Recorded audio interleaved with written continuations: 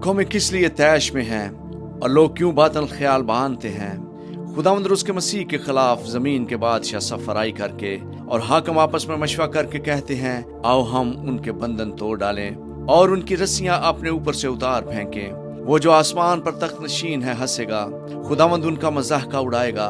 तब वो अपने गज़ब में उनसे कलाम करेगा और अपने कहरे शदीद में उनको परेशान कर देगा। मैं तो अपने बादशाह को अपने कोहे मक़दस से खून पर बैठा चुका हूँ। मैं उस फरमान को बयान करूंगा। खुदावंद ने मुझसे कहा, तू मेरा बेटा है, आज तू मुझसे पैदा हुआ है। मुझसे मांग और मैं कौमों को तेरी मिरास के लिए और जमीन के इंतहाई हिस्से तेरी मलकियत के लिए तुझे बख्शूंगा।